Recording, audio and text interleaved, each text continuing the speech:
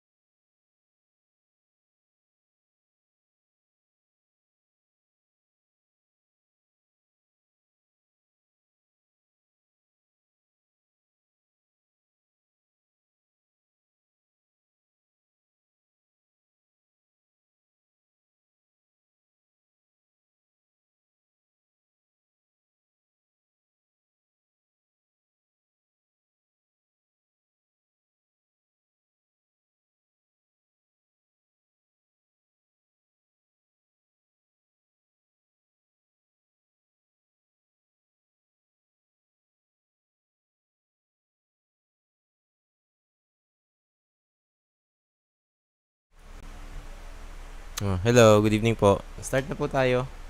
Ito po kayo na maaga. Magandang gabi po sa inyo.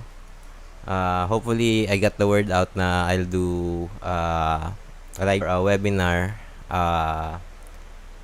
teaching the fundamentals of hydroponic vegetable production and snap hydroponics. Ito pong slides na to ginamit ko dati nung nag-lecture ako sa school saan nga po ba ito? Nalimutan ko po unsang school. Banggitin ko po before. Pero ito po yung same slides na ginamit ko po pagtuturo. And then, nung pag po nagtuturo ako nito sa mga interested na parties, ito rin po yung ginagamit ko. It needs some improvements, pero magagamit pa naman po natin, mapapakinabangan pa po natin. So, welcome po sa stream. Magandang gabi po. So, simulan ko po, introduce ko po yung sarili ko. Ako po si Marco Enrico. Ako po si Happy Grower sa YouTube. And please subscribe. And kung ako po yung admin ng Snap Hydroponics Growers, ako po yung nag-create ng group noong 2016. Well, ang story po niyan, I stumbled upon Snap Hydroponics in 2016. Although I've been reading about hydroponics way back in 2010, 2011, yun yung mga first time nakahanap ako ng literature tungkol sa kanya. Kaya lang, in the back of my mind, naisip ko agad, medyo mahal. So, mahilig po kasi sa DIY. So, naisip ko, maganda sanang kuting-tingin, kaya lang inisip ko sa nakukuha ng material, sa nakukuha ng pH meters, ganyan. So, years pass, tapos sold upon hydroponics again, 2016 na. Tapos, pag nagsa-search ako ng hydroponics Philippines, nakaunahang result na nakikita ko. Although limited yung information, ay yung Snap Hydroponics. Ako, sinubukan ko siya. First result, first time ko na hydroponics, perfect yung aking petchay. So, nagulat ako. I never knew such a thing exists kasi lagi ko nababasa, pag mag-hydroponics ka, kailangan mo ng nutrient solution, kailangan mo ng pH up and down, kailangan mo ng ppm meter, kailangan mo ng pH meter. So, madaling salita, it's complicated and medyo magastos kasi ang dami mong kailangan paghandaan, kailangan mong maraming bilhin. So, itong Snap, isang bote lang, follow the instructions, mumurahin yung lahat ng materials. So, pag na-set up mo na siya, set and forget siya. Wala ka nang susukat-sukatin. So, yun yung maganda sa Snap Hydroponics. That is why I started the group para ipaalam sa mga tao na meron ganitong teknolohiya na dapat nilang subukan. Tapos, that's why I'm showing the fundamentals of hydroponic vegetable production. Kasi, yan pong Snap, ginawa po yan ay sa UPLB IPB. Tapos, meron po yung may training course po sila doon. Unfortunately, dahil mga po meron tayong health situation, na-postpone po yan. So, medyo, kung gusto nyo po matutong mag-hydroponics or kung gusto nyo po mag-start sa Snap, tapos gusto nyo po ng guide, ay ito na po, ituturo ko na po sa inyo.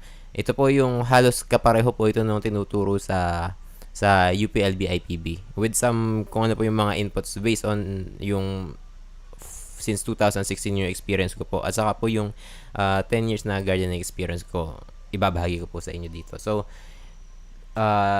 Maminsan-minsan po sisilip ako dun sa section, pero yung screen ko po kasi the way I set it up, magkahiwalay po ng tab itong aking slides saka yung comment section or yung chat window, so I may not be able to monitor it consistently. So pasensya po. So yung LED strips as grow lights, pwede po, ginagamit ko po yan. Kung nakita nyo po yung aking setup ng space bucket, it's a 5-gallon bucket na puno ng ilaw. Ginawa ko pong lighting yung LED strip din nung wall nung bucket, paikot-ikot siya. So, ginamit ko pong grow lights yan. Pwede pong gamitin yung LED strip. Pero, hanapin nyo po yung tamang model or uri nung LED strip.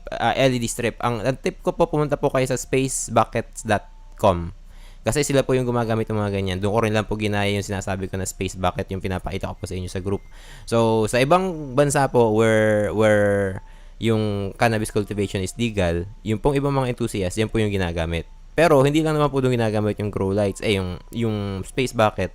May mga enthusiasts din po na gumagamit nun to grow vegetables indoors. Kagaya po ng sili, kamatis. Yun po ginagamit ko sa ganun. Tapos, ginagamit ko rin yung space buckets to nurse back yung mga iba kong halaman. Halimbawa, kailangan ko medyo pangit yung dating nung halaman or nung aking, usually cactus and succulents, kailangan kong isilong tapos kailangan ko silang mabigyan ng magandang kita. So, mamamonitor ko, space bucket po ang ginagamit ko. So, yun po yung sinasabi niya, LED lights. So, well, I'm going out of topic. So, balik po tayo. The fundamentals of vegetable production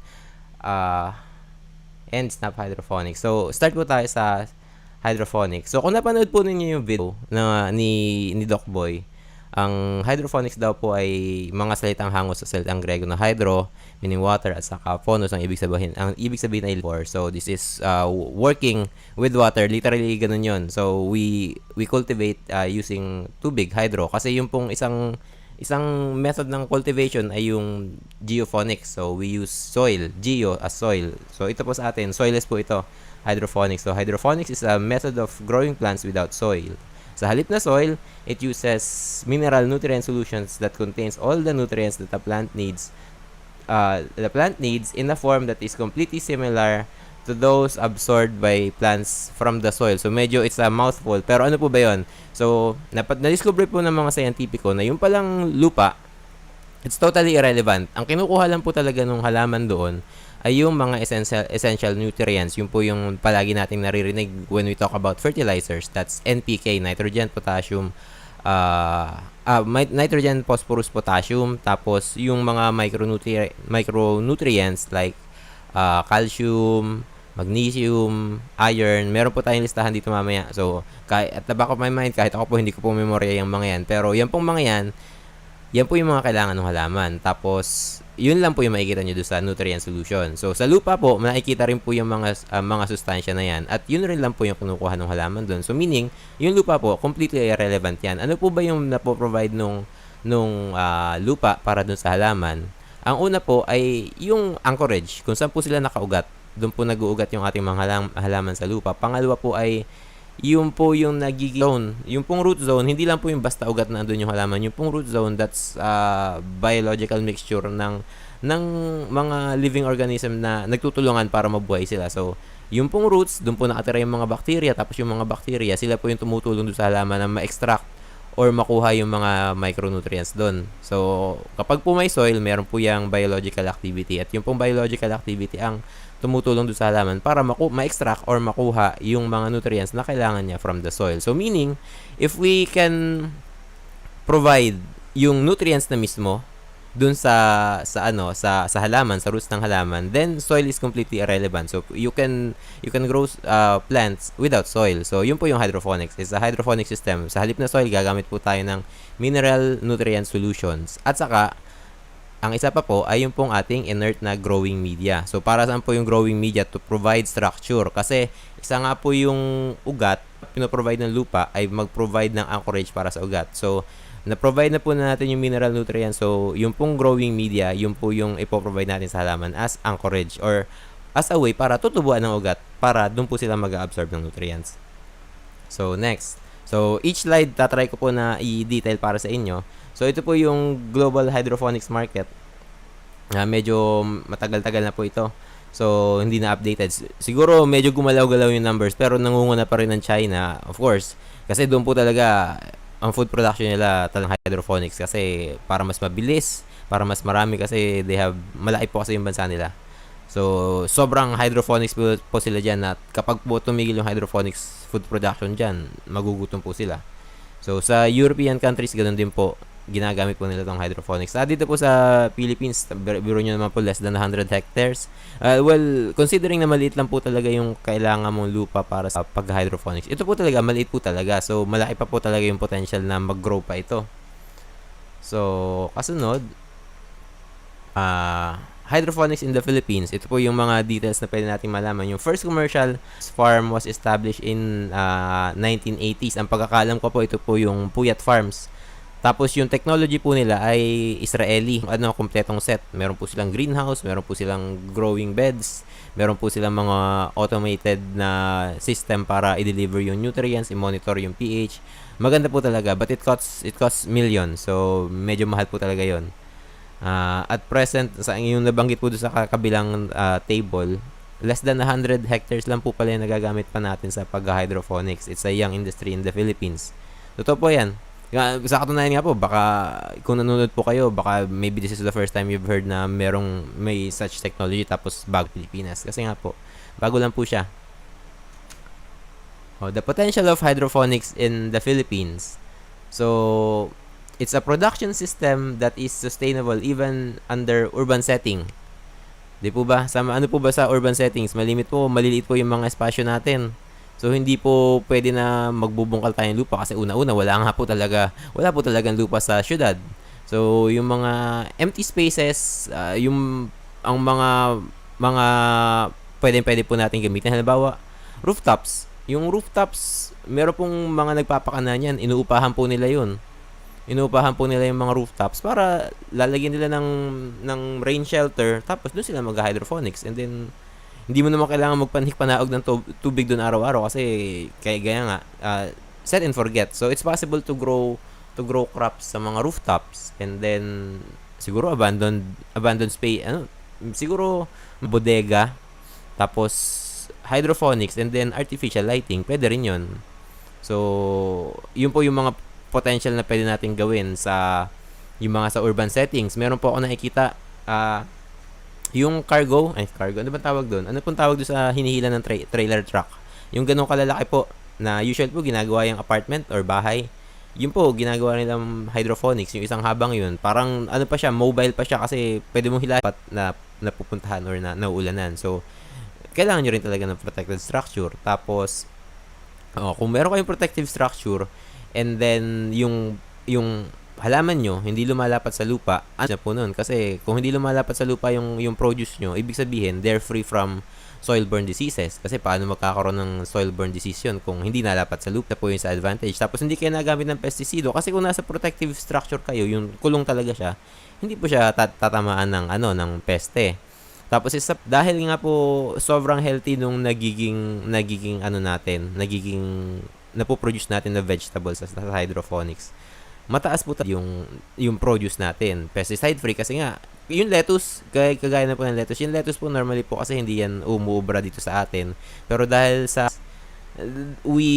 napaparaanan natin na napapalaki natin sa lowlands yung mga lettuce. O tapos dahil nga wala pang peste diyan, hindi po peste sa lettuce kasi it's a foreign thing para sa kanila. So hindi po yan dinalapuan masyado ng peste.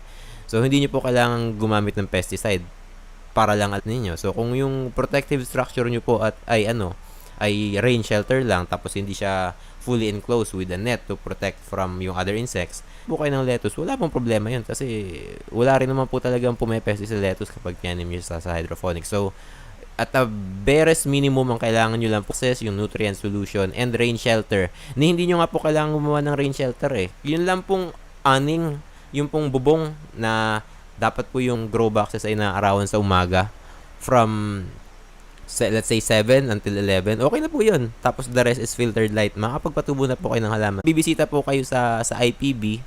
Wala po silang rain shelter dun. Yung pong mga grow boxes nila nakahilera lang dun sa lugar kung saan rain. Pero naaarawan po siya. Pakita ko po sa inyo pictures minsan. Check ko lang po kung meron po kayong questions na kailangan kong i-address.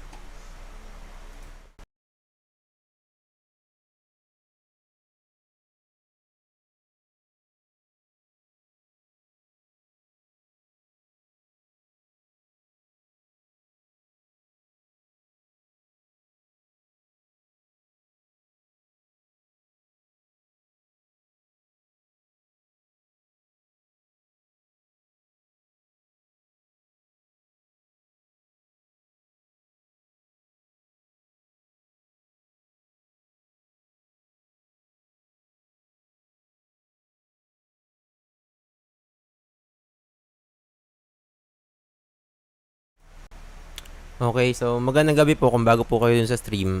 I'm teaching you guys, kayo pong mga taga-subaybay ko kung paano gamitin kung ano yung basics ng hydroponics at kung paano gamitin yung snap hydroponics tayo. So, pasensya na po, paputol-putol po yung video kasi mabagal po talaga yung internet ko. But hopefully, you'll get it's workable na pwede natin gamitin. Pero, ang gagawin ko, I'll record this thing that I'm doing and I'll just upload it. Tapos, panoorin nyo lang po. Pero, this would serve as parang a test at saka practice ko na rin po kasi matagal ko na rin po hindi ginagawa ito. So, if you pick up something good, edi maganda po. Para tayo na mag-hydroponics at para pagkatapos mo itong quarantine natin ay meron po tayong mag-start na negosyo kung muna naisip po natin. So, next,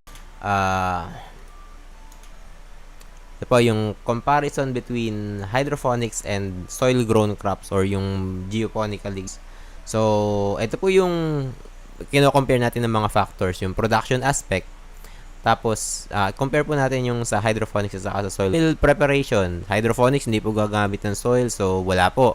Wala po yung soil preparation. Okay, kailangan po natin i-prepare yung ating mga materials, pero madali lang po yun. Yung pong labor na kailangan, din naman po labor intensive yung paglilinis, pag-arrange ng ating mga gamit. So, soil grown, marami po yung trabaho. Tapos, pagdadagdag ng abono, marami pong ginagawa niya sa soil preparation, di po ba?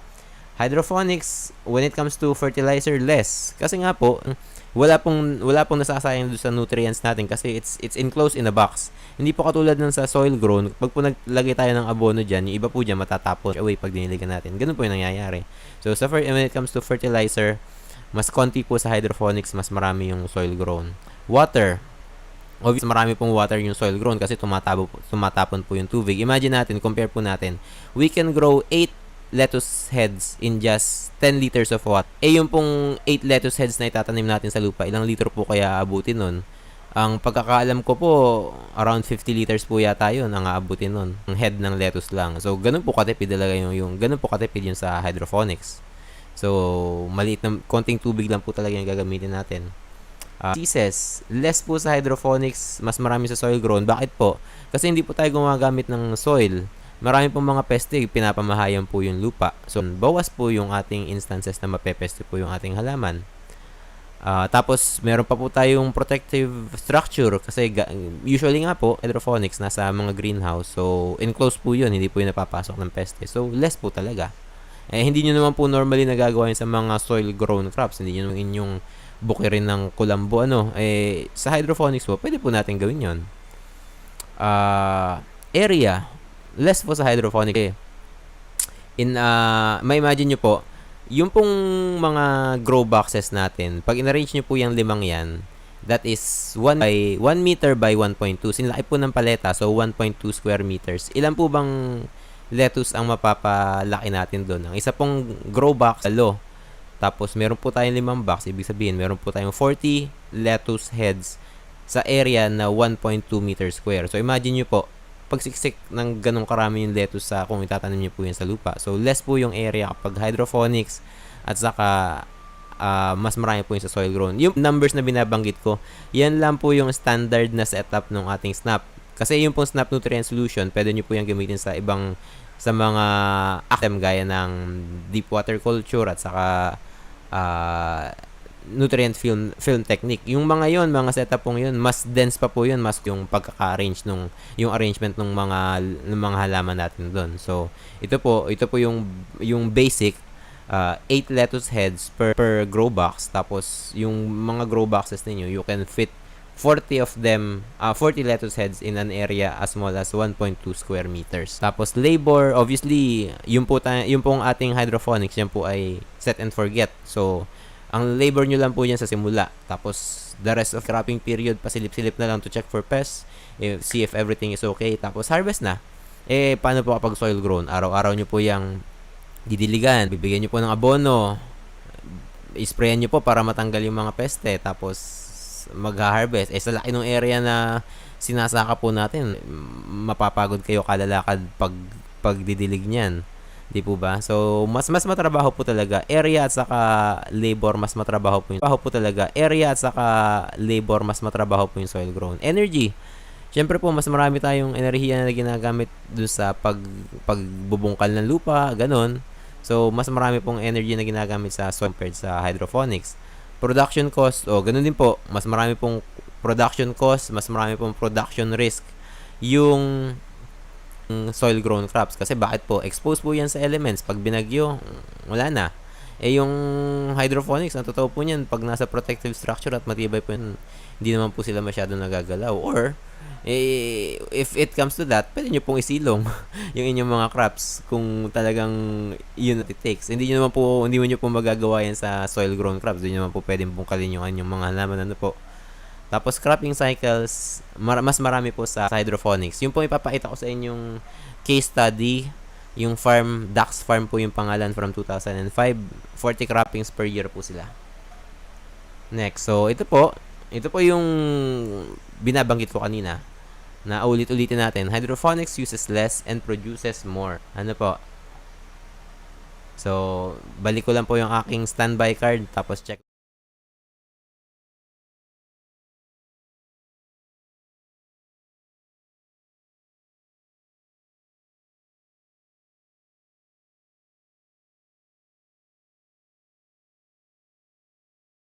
Subukan po natin, mag-answer po tayo ng mga questions. So, nakikita nyo po dito yung mga, yung lag ng aking stream.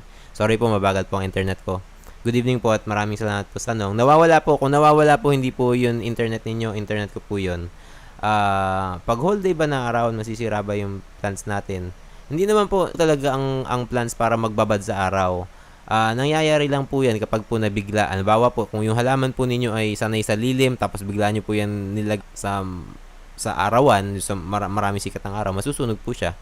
So, paano nyo po ililipat yung halaman from left or sunlight? Mabagal lang po, dahan-dahan lang po natin i-introduce. Ay, salamat po kung na-inspire po kayong mag-venture sa hydroponics. Tama po yan. Explore po ninyo, wag po kayong matakot mag-experiment. So, tuloy po tayo dun sa ating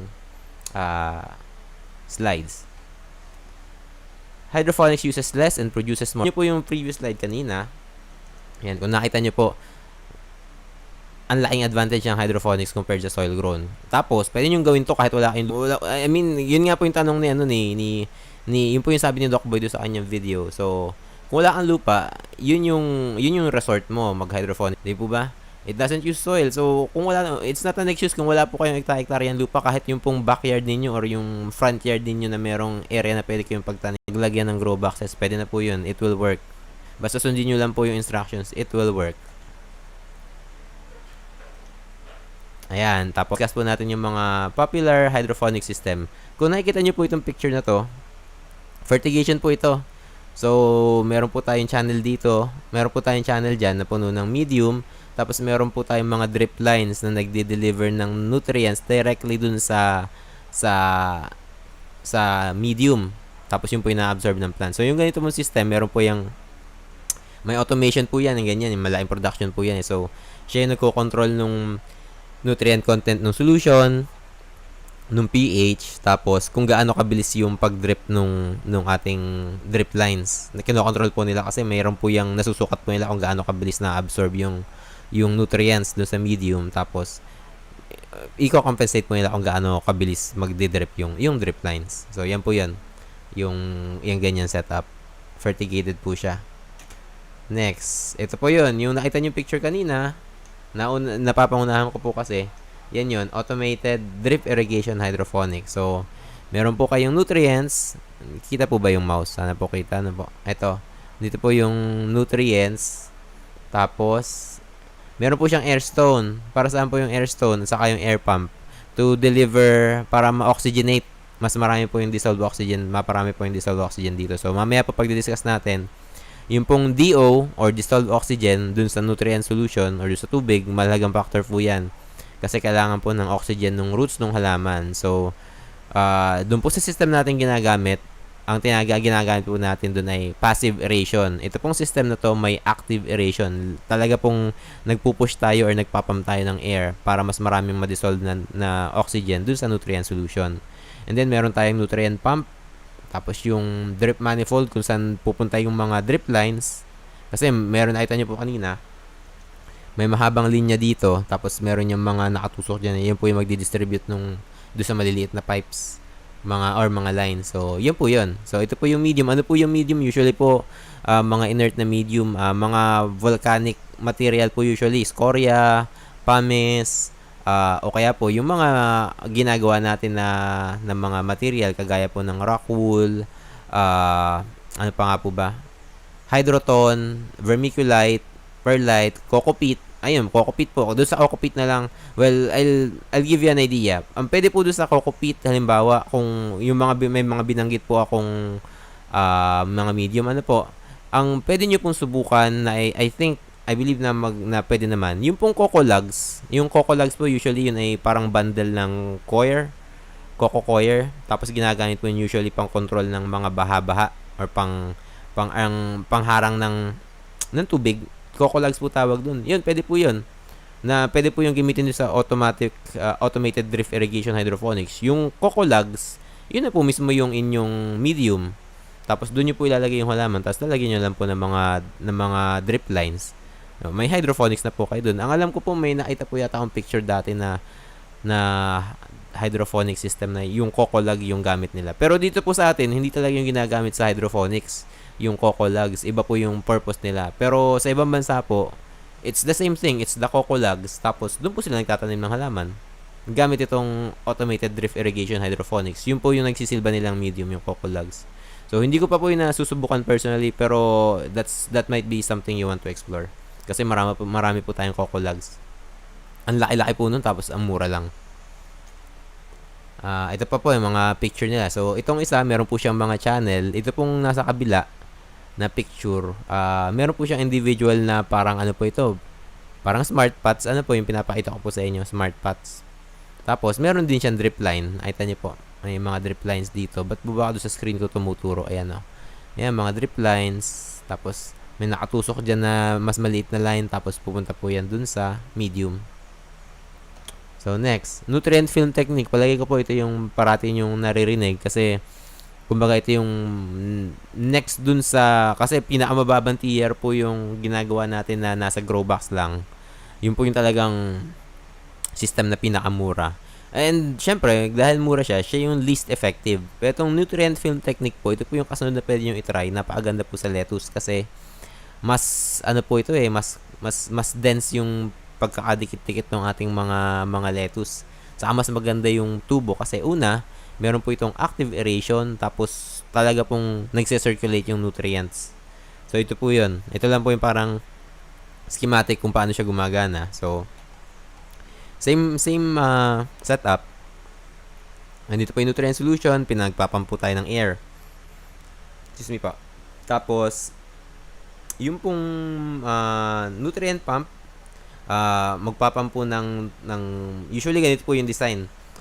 Dadalhin po yung nutrients sa pinakamataas na level, tapos yung pong mga channels, yung pong mga PVC pipes, nakatagilid po yan in such a way na may dadaan ditong manipis na or film ng nutrient. Kaya nga po nutrient film technique. So meron pagdaan po dito ng nutrient, mayroon po siyang nutrient film na naiiwan doon sa mga channels, tapos doon po nalapat yung ating mga ugat. Tapos doon po nasipsip ng nutrients yung ating mga halaman. Ang maganda po nun, nutrient-rich yung tubig at saka well-oxygenated kasi nga po, meron po tayo ditong air pump. So, dadaan po siya from sa itaas, papunta sa ibaba. Ano po yung mga factors na kailangan nyo isipin dito? Actually, simple lang naman po siya. Pero ang kailangan po nating isipin ay pump failure. Yun po sigurado. Pag nag-fail po yung pump ninyo, hindi nyo na nabantayan. Depende po doon sa medium ninyo. Maaari pong mamatay sila, ganon. Yung mga pump failure, pwede pong mamatay sila sa ganon. Tapos, hindi po ito pwede sa mga crops na malalaki yung root system. Sa mga leafies na maliliit lang yung mga ugat, pwede po. Pero kung nakikita nyo po yung mga NFT rigs na ginagamit natin, maliliit lang po yung channel. So, hindi nyo po yung pwedeng pagtaniman ng malalaking halaman. Pero mga leafies, pwede po dito sa nutrient film technique. Next is, ito pala. Ito pa rin iba pong picture ng NFT. Ito po yung usually makikita ninyo. Yung square. Tapos, mayroon tayong square dito na cross-section. Tapos, ito rin, yung isa pa po ninyo nakita. Ito po PVC pipe. Usually po, hindi ko po pala alam kung ano usually yung size na ginagamit nila dito. Pero I think 3 inches. Tapos, yung net pots ay 2 inches. Yung pong punta po kayo sa Snuff Hydroponics Growers, maraming experience sa paggamit itong nutrient film technique. Tapos, kung maghahanap po kayo ng channel, ang marirecommend ko po ay yung may hexagonal na cross-section, tapos yung ilalim po ay may corrugation. Kasi, kapag po ganun yung itsura nung inyong channels, pwede nyo na nga pong i-forgo yung wala na po kayong net pot nun. So, yung lettuce po ninyo ay nakalagay halimbawa sa hortifoam. It's either sa hortifoam o kaya po sa rock wool. Tapos, ilalagay nyo lang po siya dyan. Ilalapat nyo lang po doon sa mga nataas at nababa lang doon. So, kumbaga, ifa-flood, tapos i-drain yung system. Kaya, flood and drain ang tawag. So, yung flood and drain, ganun din po. Same. Meron po tayong mga ginagamit na mga principles ng sa hydrodynamics po ba yun or hydrostatics. Hindi po ako engineer. So, meron po silang ginagamit na technique dun para makontrol natin yung pagtaas at pagbaba ng level ng tubig dun sa ating grow beds. So, yun po yun. Maganda po yun. Ang ginagamit po usually na yung ginagamit din sa aquaponics usually, which is yung loop siphon, saka yung bell siphon. Yun po yung ginagamit para magawa natin yung mga flood and drain na setup. Meron pa po yung aeroponics na sa halip po na tubig, inisprayan naman po natin ng nutrient solution yung ating mga halaman. So, kung pupunta po kayo sa Snuff Hydroponics Growers, meron po nag-post doon ng kanyang setup na vertical na garden.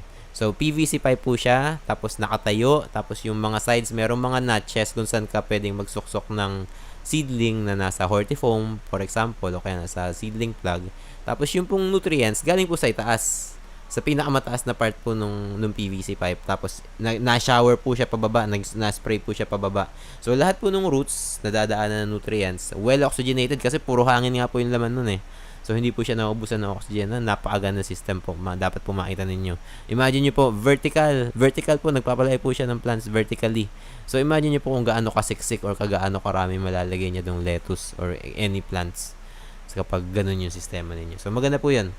So, unfortunately, especially if you're starting out, they can be a bit expensive. Malaki po talaga yung upfront cost. Tapos, imagine nyo pa, kailangan nyo pang pagpraktisan yun. So, it can be wasteful kung hindi nyo po alam kung talaga yung gagawin. So, yun po yun. Now, ang mabuti naman po doon, meron po tayong sagot dyan. Yun po yung tinatawag natin na Snuff Hydroponics. Yung pong, yung sa Snuff Hydroponics po, you can forget yung most of the things na sinabi ko doon. Sinabi ko na komplikado, mahal. Kasi sa Snuff Hydroponics, madali pa. So, yun po yun. So, since na-introduce ko na kayo sa mga concept yung sa kung ano ba yung hydroponics sa yung mga popular na hydroponic system, idagdag ko na rin po yung usually mga tanong ng mga tao, safe po ba yan? Yes, it's safe kasi sa ibang bansa po yan po yung ginagamit nila. Matagal na po nilang ginagawa yan, dekada na po. Kaya gaya nga po ng sinabi ko, malaking porsyento po ng mga pagkain na kinakain nila ay yan po ay hydroponics. So, matagal na po nilang ginagawa yan. And even way before, hindi, even though yung during antiquity, yung mga ancient times, ginagamit na po natin yung technique na yan, yung hydroponics. Although hindi po natin naiintindihan yung concept, ginagamit po natin yan. For example, yung pong, according to studies, hindi po ito confirmed. Yun daw po sinasabing, ano ba yun? Yung Hanging Gardens of Babylon, hydroponically grown. Yung mga halaman nandun sa mga channels, tapos yung mga channels binubusan lang nila ng tubig, galing po yata sa Nile yun. So it's a nutrient rich water na pinapadaan nila sa channel, tapos wala po yung lupa. So hydroponics po yun. Isa pa po ay yung ginawa ng mga ancient tribes sa America, kaya po naging powerful empire sila dahil sa agriculture. At saan po ba nagsimula yung kanilang pag-agriculture? Yun po sa tinatawag na chinampas, yung mga floating gardens dun sa mga body of water nila. So, hydroponically grown po yun.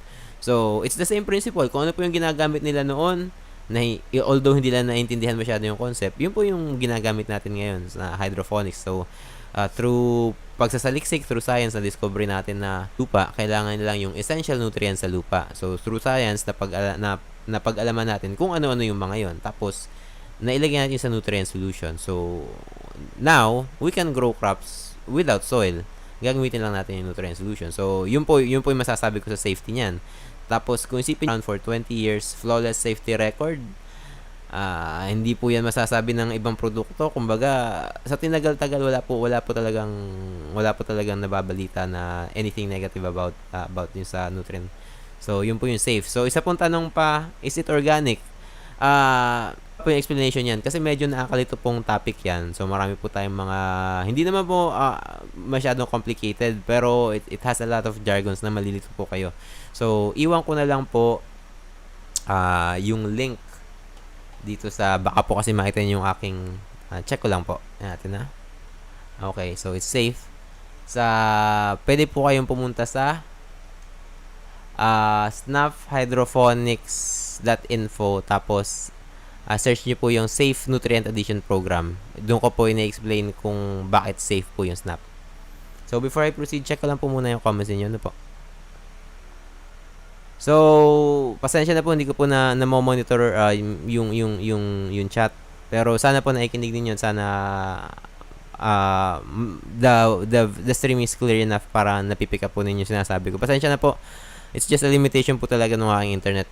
Kaya nga po ayaw ko pong matagal ko pong pinagpapaliban kasi mabagal po yung internet ko. Gusto ko po talaga kung gagawin ko ito ay maganda na yung quality ng stream. Sa kasamaang palad, medyo matatagalan pa po bago mangyari yun. Tayo po, I know, marami po sa atin na gusto or interesado sa technology na to. So, I think it's kagandahan. Pero sana po, meron po tayong ma-pick up at meron po tayong ma-apply sa pag-explore po natin ng ating hydroponics. Ano po?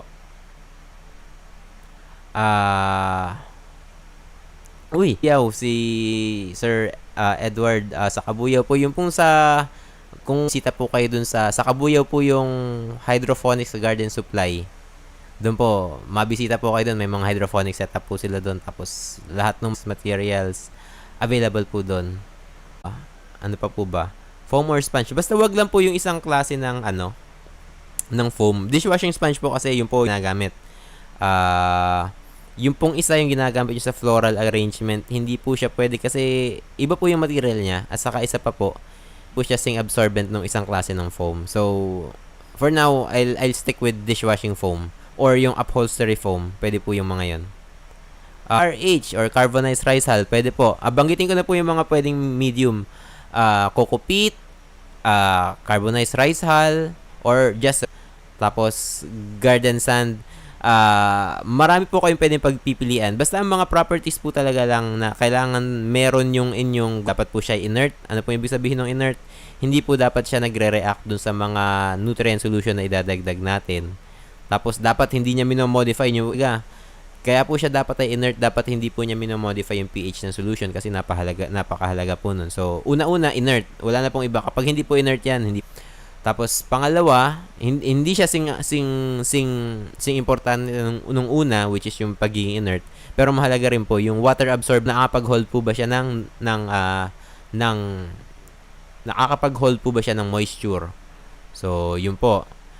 Tapos, pangatlo, yung porosity. So, yung ugat po, gusto po niyan kapag yung mga surfaces ay rough, tapos porous. So, yun po yung mga hanapin natin. So, ang mga perfect para po sa akin, kung tatanungin po, malimit po nagtatanong, ano po bang pinakamaganda? Ang sagot ko po dyan, kung ano pong pinakamagandang medium, kung alin pong medium yung available sa inyo. So, yun na po. That's considered best. Kung alin po yung available, that's best. So, sa akin po, Coco-peat, kasi nasa Quezon po ako, sentro po kami ng Nyog. So, marami po ditong Coco-peat. Saka po nadadaanan po ako nung deliveries yung pong sa Coco Greens, yung gumagawa ng mga Coco-peat products. Po ninyo ay maraming palay, tapos marami po kayong rice hull or carbonized rice hull, yun po yung gamitin natin. So, kung kailangan nyo naman pong bumili talaga, edi pwede po kayong bumili sa mga katiwa-tiwalang mga hobby stores or hydro stores. Meron na po nag-i-pump yung NFT. Kasi po gumagalaw yung system. The fact na gumagalaw yung nutrients, nagdadrop siya from a higher level pababa. Di po ba? Pag po naakanaw, kapag po may movement yung tubig, may nadidissolve. So, yung movement pa lang, yung circulation pa lang ng nutrients, enough na po yan para mag-introduce ng dissolved oxygen do sa tubig. So, pero nanaisin niyo kung mas maganda pa pong result ang kunin niyo, ang gusto niyo, edi dagdagan niyo po ng active aeration sa halip pong passive. Passive po kasi yun rate dahil dun sa movement ng nutrients. Maraming salamat po sa panonood. Good evening po sa inyo. Follow-up question. Ano po yung say niyo sa deep water culture or bubble phonics? Ang masasabi ko po doon, magaganda po yun sa mga halaman na malalaki, yung mga namumunga. Halimbawa po, kung gusto niyo, mahirap po yan halimbawa sa NFT. Hindi po yan mangyayari sa NFT kasi malaki po yung halaman, mabigat po yan. Pwede pong bumigay yung system ninyo. Yung pong deep water culture, parang ang disenyo po niyan, to handle talaga yung single crop na malaki yung ugat. Kasi ang nangyayari po niyan, yung ugat mismo, dun tumutubo sa nutrient solution na well aerated. So, it's quite possible, ipapakita ko po yung picture sa inyo mamaya, it's quite possible na mapuno ng halaman ng ugat yung reservoir ninyo. Kapag sobrang ganda ng tubo. Kung ganun po kakapal yung root ball, Ibig sabihin, napaka-healthy po ng plant, napaka-healthy po ng tubo nung mga kung ano man po yung tinanim ninyo. So, yun po masasabi ko sa deep water culture. Mas complicated po yung setup, but it can handle yung mga large crops well. So, maganda pong, ano po yan, maganda pong technique. Kung yung pong sinasabi nila na yung Dutch bucket, yung pong Dutch bucket na meron po silang mga system na magkakahanay ng mga magkakasing laking buckets, tapos meron drip lines. It's the same principle po kung ano po yung ginagamit nila sa deep water culture. Yun din po yung sa Dutch bucket. Yun nga lang po sa kanila, mas compact kasi mas well-arranged yung sistema nila. Pero kung gusto nyo lang pong paisa-isa, na same setup, yung roots, you have enough room for large roots, deep water culture po. Usually po, ang ginagamit dun ay 5 gallon na buckets or even bigger. Pwede po yun. Ano yun? Follow-up question. Ayun po yun sa deep water culture. Pwede, wala... Excuse me po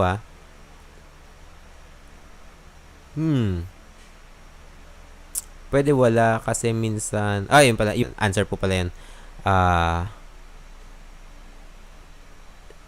Open po kaya sila? Palagay ko po, yun po sa ano. Siguro po kasi essential naman po yung sa kanila eh. Ano po siya, food production. Nagpo-produce po sila ng food doon. Saka agricultural, agri-supply po yun. So siguro po bukas.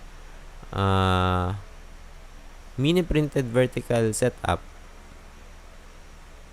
Kapag po, depende po. Mas maganda kung meron. Yung air pump po talaga, it's optional. Kung merong way para ma-aerate yung inyong nutrient solution, okay na yon. Pero kung gusto niyo pa na ma-optimize, so kung palagay ninyo ay mas mapapaganda, so always be open for experimentation.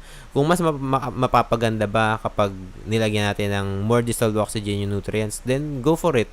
Pero kung hindi, kasi meron po yung tinatawag na yung diminishing returns. So, kahit gaano karami pa po yung idagdag nyo na nutrients or dissolved oxygen dyan, lugi na po kayo. Yung po tinatawag natin diminishing returns. So, you have to experiment kung alin po yung ideal na setup para sa inyo.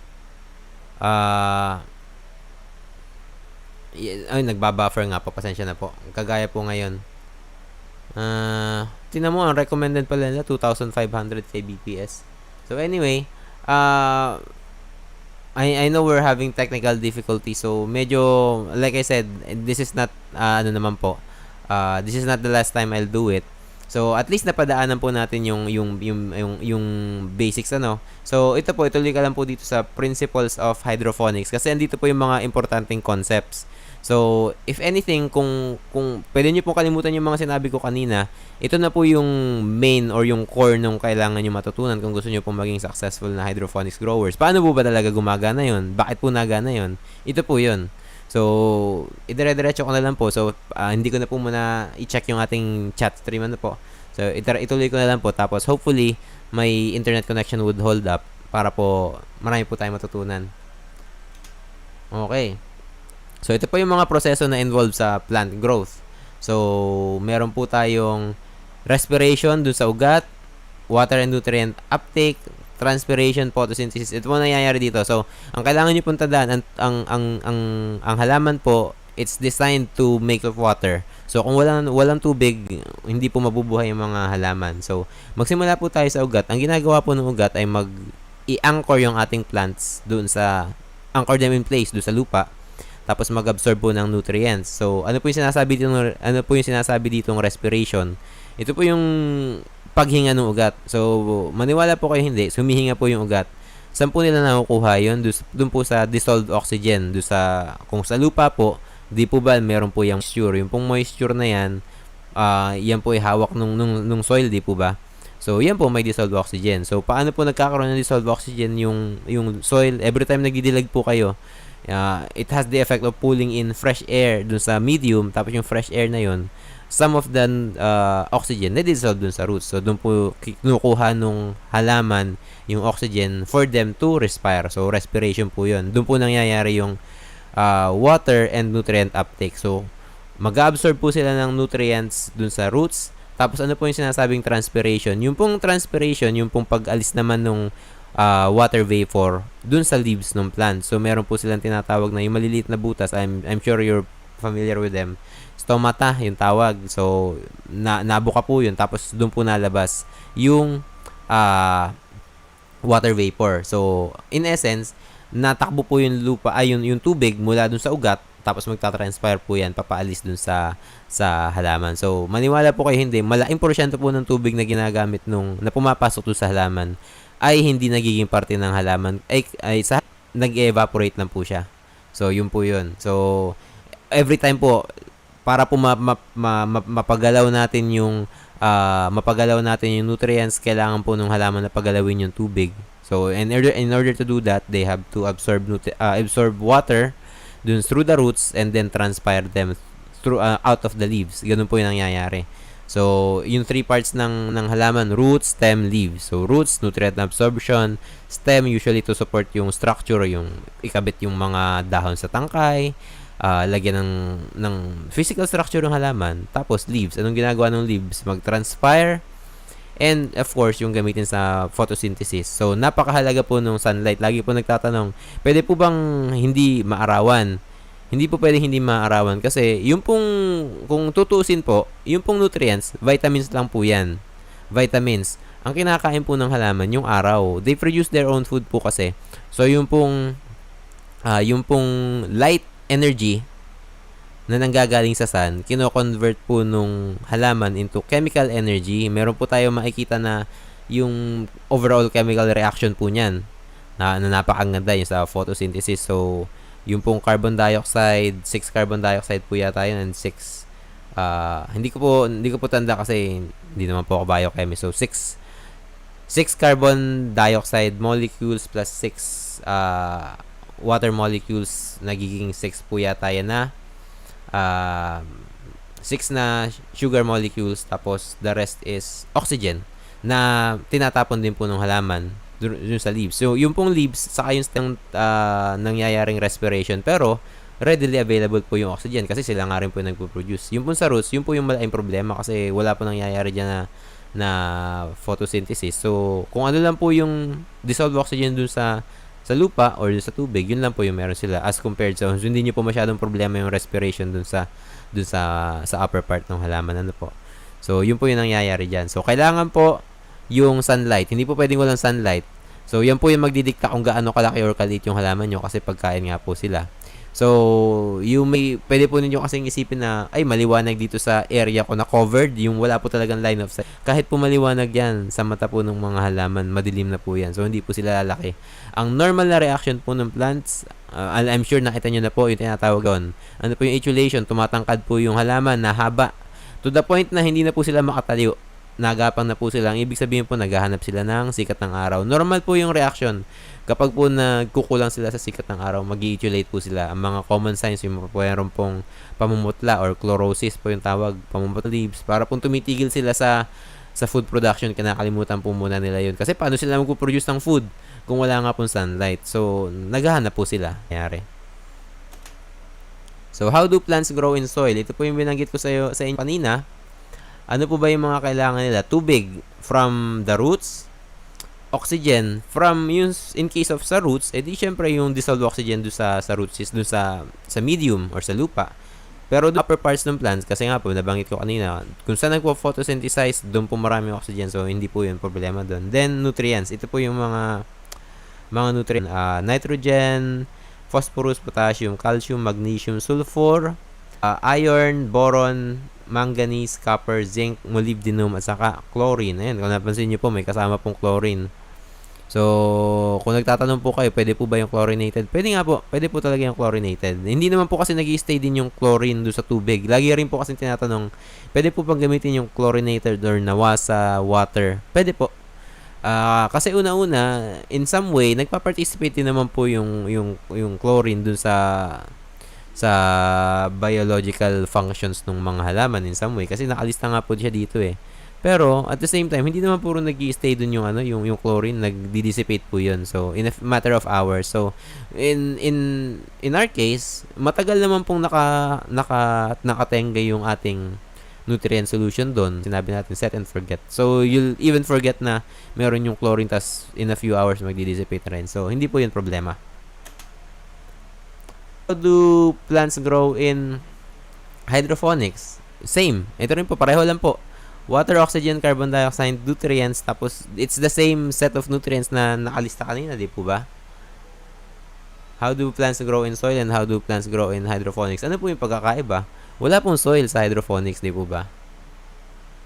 So wala pong soil. Ang yun lang naman po talaga yung kung ano po yung kinukuha ng halaman sa lupa. Ito lang po yun yung binanggit natin. So ito po yung mga macronutrients, which is nitrogen, phosphorus, potassium, calcium, and magnesium. NPK po yung tawag dyan. NPK tapos yung Calmag. So yun po yung kailangan nyo tandaan, mga macronutrient. NPK at saka Calmag, calcium, magnesium. Tapos, ito po yung kanilang inorganic form. So, quick lang po, recap. Sa chemistry po, meron pong tinatawag na organic chemistry, which is the chemistry that involves carbon. Kasi ang carbon po, it's a special type of, special po ng carbon. It can connect to each other.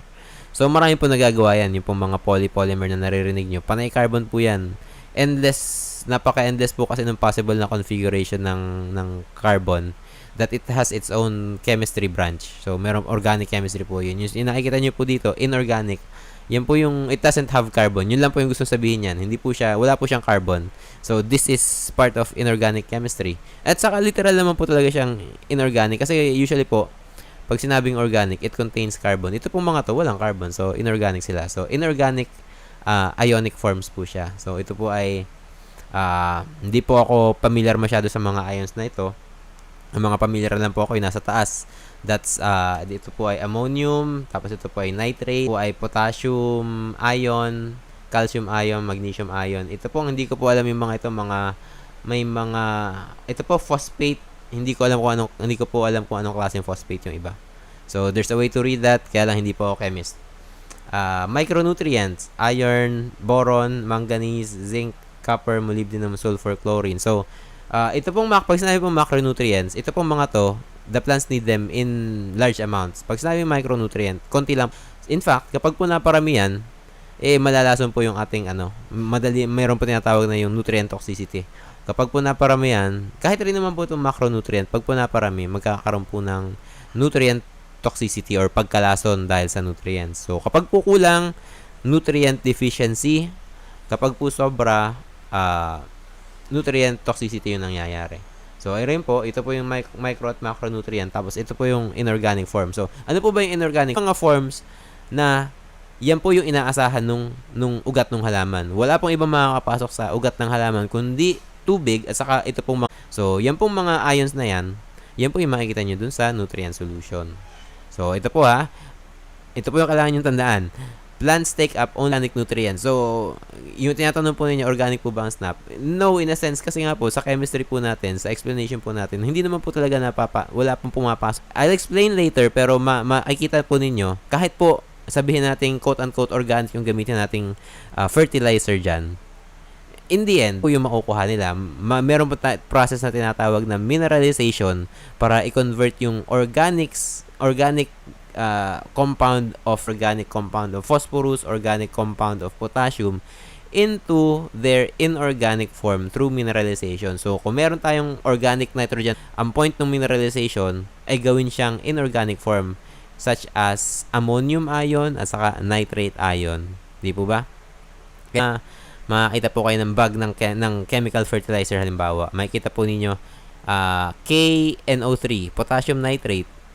Kasi nga, yun po yung nutrients na kailangan ng ating halaman, di po ba? It's the same thing. So, next na po tayo, napapatagal po. Paborito ko po itong subject na to, pero ano pa naman yung kailangan yung tandaan. So, hindi po talaga napasok yung mga organic nutrients dun there's no such thing na organic nutrients. Kailangan, ang nutrients na kailangan ng halaman, inorganic po yan. In a chemical sense, talking in a chemical sense. So, next. Ito po yun. Soil, organic fertilizers, and hydroponic solution are the same. Ito po yung sinasabi ko. So, dito po yung mga nutrients na nitrogen, potassium, nitrogen, phosphorus, potassium, and then the rest of the gang. Tapos, tawag dito, yung pong soil, organic culture, at saka hydroponics, ito rin po yung punto ng mga yun. Kaya po tayo meron itong mga to, ay para po ito sa mga halaman. Pare-pareho lang po. Ano po? Next. Ito rin po yung other beneficial nutrients like silicon, sodium, nickel, and cobalt. Ganyan din po. Sa hydroponics po, it's enough na ito lang yung meron tayo. Pero kung pipiliin natin, pwede po natin idagdag yung mga yan. Depende po sa ating kagustuhan. Ano po? So, next. What are the nutrients that are available in soil, organic culture, and hydroponics? Ayan. So, sa soil, ando po yung essential nutrients natin. NPK, Calmag. Tapos, yung mga beneficial nutrients, yung pong ating yung silicon, etc. So, yan. Tapos, toxic minerals. Ba't po bigla nagkaroon ng toxic minerals? That's really the case po. Kasi, excuse me, sa soil po, huwag na po natin ang totoo po yan, marami po yung contaminant, moderno po nating pamumuhay, marami po yung mga possible contaminants like for example, aluminum or mercury or arsenic. Yan po mga yan. Nandun po yan sa soil. Maybe in very small amounts, pero meron po. Kaya nga pag bibili po kayo ng mga, halimbawa bumili po kayo ng bag ng halimbawa vermicast, meron po naka-indicate doon kung ano yung levels, gaano kataas ang toxic materials na possible na nandun sa bag na yon or sa sako na yon. It's a very small amount pero hindi po yan zero. Hindi po natin mapagkakailan na hindi po yan zero. Andun po yan pero at nasa tolerable level po or non-toxic na antas yung pong toxic minerals na mga nasa soil po, di po ba? So, organic agriculture. So, ganun din po, meron pong essential nutrients, beneficial nutrients, at saka, meron din pong toxic minerals. It's the same thing. Kasi nga po, yung pong soil, hindi mo, lagi po yan, meron po yan toxic contaminants. It's quite possible, lalo na nga po sa modern natin pamumuhay, yan po, mercury, aluminum, ano pa po ba? Saka yung mga organic na toxic na compound, posible rin pong ma-pick up natin dun sa soil agriculture. Compare po natin siya sa hydroponics. Meron pong essential nutrients, beneficial nutrients. Meron po bang toxic minerals? Wala po. Wala po kasi, bakit po wala? Hindi naman po tayo magdadagdag ng toxic minerals sa ating, hindi po ba? So, kung ano lang po yung kailangan ng halaman, yun lang po yung nandun sa nutrient solution. Wala pong labis, walang kulang. Yung pong, hindi ko po kayo tinatakot, pero yung pong possible na dami ng contaminants dun sa soil at saka sa organic culture. Meron po yung concentration level, so meron po tayo mga yung trace amount na safe pa naman po yan, or it could be significant yung contamination na pwede na pong makalason sa atin. So, kaya nga po lagi nating minomonitor yan sa yung soil condition natin, posible ba na na-contaminate yan, pinag-aaralan po yan ng mga nagsasaka para po safe. So, but still, what we're saying here na, andyan po yan. Pero sa hydroponics, hindi po yan pwedeng mangyari. Ano po? Imposible po yan mangyari. Natin idadagdag yung toxic minerals doon sa ating ginagawa na nutrient solution, di po ba? So, ayan po. Banggitin ko lang po, sa soil at agriculture, it's quite possible na merong tayong mga contaminants like lead, aluminum, mercury, cadmium, at saka po arsenic. Yan pong I'm sure narinig nyo na po sila, nakakalason po sila. So, yan pong mga yan, meron po silang chance na makapasok sa mga ugat ng halaman at maging part ng halaman. So, via yung sa root uptake. Pero sa hydroponics po, hindi po yan mangyayari. Kasi nga po, hindi naman po natin dinadagdag yung mga toxic minerals na yan sa atin, di po ba? So, susunod. So, alin po ba yung safer? Kung tutuusin po, alin po yung safer? And, add to this, kung hydroponics, hindi pa po tayo lalapat sa lupa. Ano po? Ito pong soil at saka organic culture, kasi gumagamit po tayo ng lupa, di po ba? Sa hydroponics, hindi po tayo lalapat sa lupa. So, ano po ba yung mga maiiwasan natin? Soil-borne diseases and pathogens. E. coli, amoebas, ganun. So, hindi po nangyayari sa hydroponics yun kasi hindi nga po tayo lumalapat sa lupa. So, ito medyo complicated na flowchart but I'll try to guide you through it. So, ito po yung organic, quote-unquote, organic absorption by plants. So, ano po yung nangyayari dito? So, simulan po natin dito sa side na to. Through root absorption, absorb po yung nitrogen through the roots. Tapos, magiging part po yun ng plant. Tapos po yung plant, kapag namatay, magiging available po ulit yung nitrogen in an organic form. So, kumbaga, magiging part ng organic compound yung ating nitrogen. So, and when composted, the nitrogen from the plant becomes available in an organic form. Tapos, kailangan pa niyang pumasok sa tinatawag na mineralization, aided by yung mga indigenous microorganisms. For example, yung mga nitrosomonas. Naririnig niyo po siguro yun. Po talaga yung mga nitrobacter. Sila po talaga yung ang purpose nila ay i-convert yung mga bound na nitrogen bounds or yung mga nitrogen na nakabound sa mga organic compounds para i-mineralize sila. So, kakainin nila yun, tapos ang ilalabas nila ay yung mineralized na nitrates. Tapos yung pong ammonium at nitrates na yun po yung papasok ulit doon sa nutrient solution. Tapos yun po yung pwedeng, yung nutrient solution yung pong nasa, di po ba may moisture doon? Tapos doon po napapadagdag itong mga ions na to. Ito pong ammonium at saka nitrates. Tapos ng plants. So yan po yung proseso na ginagamit natin yung sa kung paano po napasok yung nitrogen sa sistema ng halaman at saka paano rin po siya na paprocess ulit para ma-absorb ulit ng roots. So, indigenous microorganism po yun. Pwede nyo pong basahin yung mga nitrosomonas at saka mga nitrobacter sa, siguro po natin sa high school biology.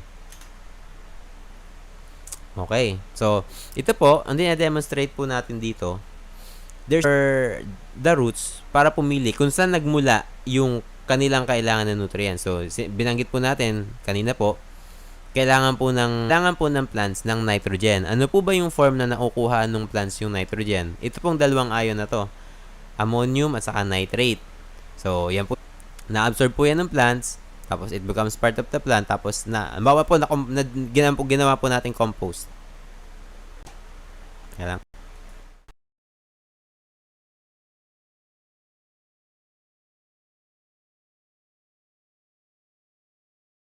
Lang natin. Sorry po.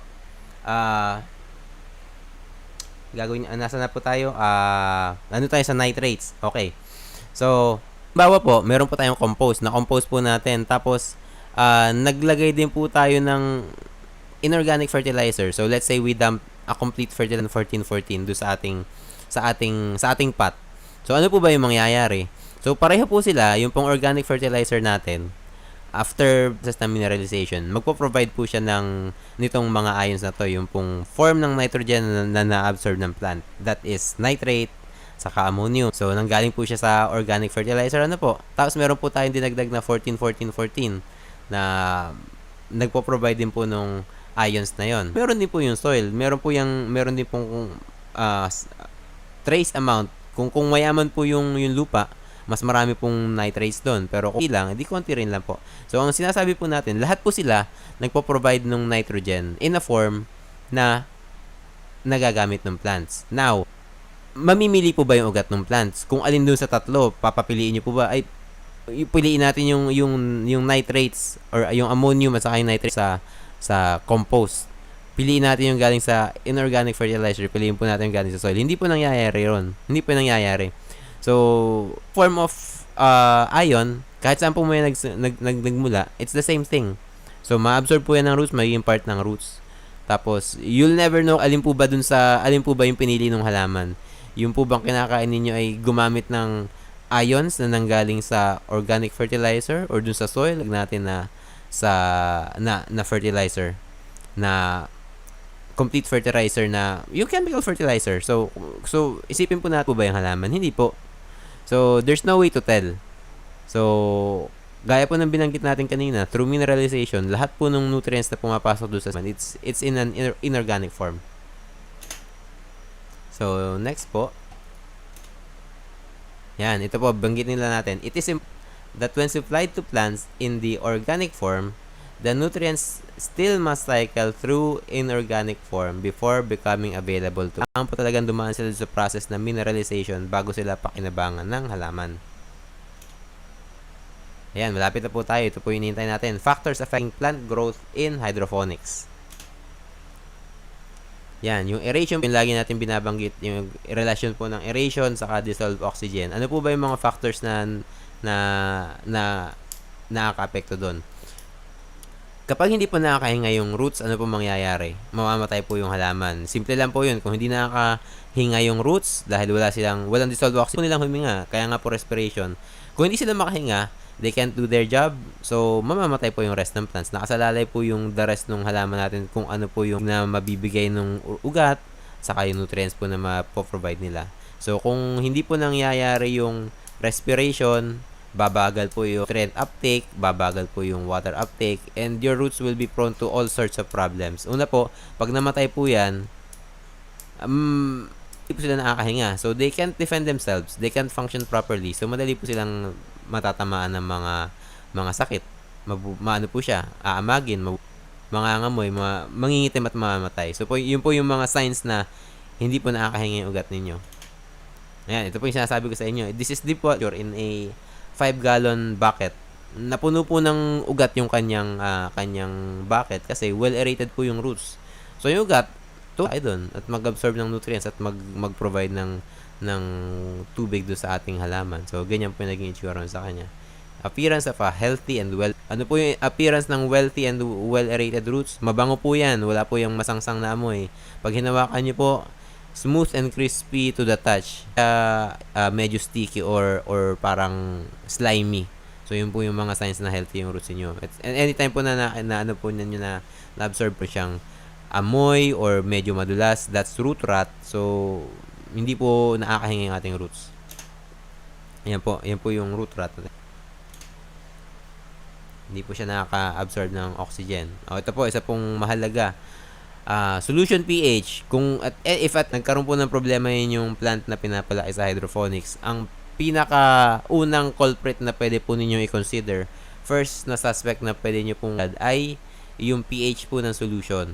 So, iba po yun. Yan po kasi nagiging problema nung iba pong nutrient solution na nakikita po ninyo sa market. So, sumikat po yung snap, tapos meron pong mga budding enthusiasts at saka mga entrepreneurs na they want to cash in into its popularity. So, pumunta po sila sa internet, nag-research po sila paano gumawa ng nutrient solution, and then they found Hoagland solution.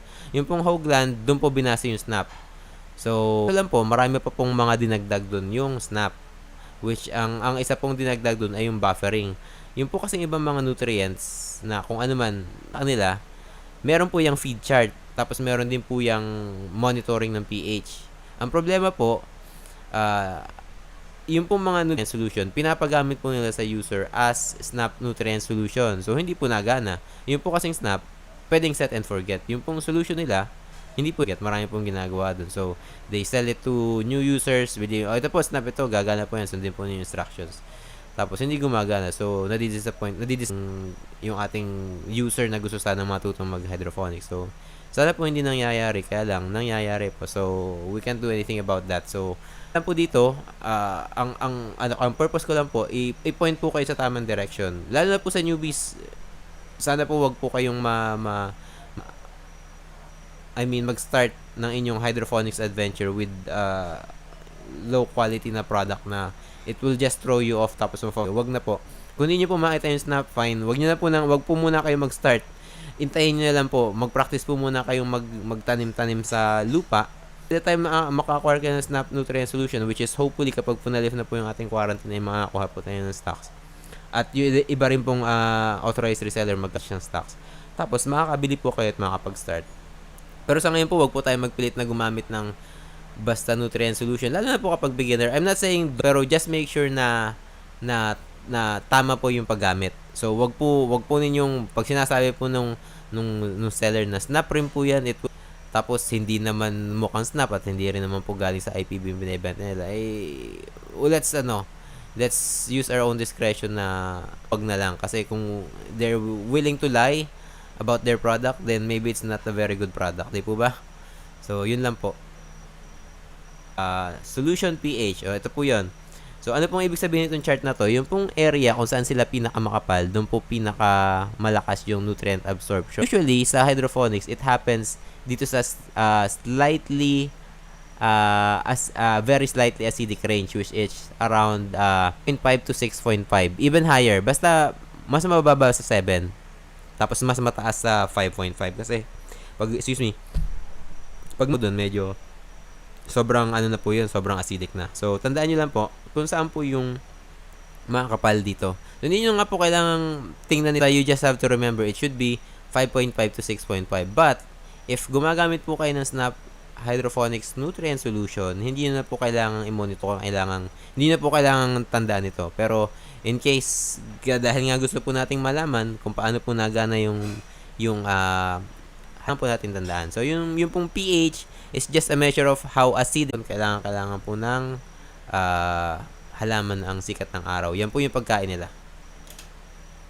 Temperature. Dalawa po kaso dito sa temperature. Normally po yung mga crops na pinapalaki natin, they can tolerate matataas na temperature naman. Ang malaking problema lang po, yung sa roots. Yung pong roots kasi,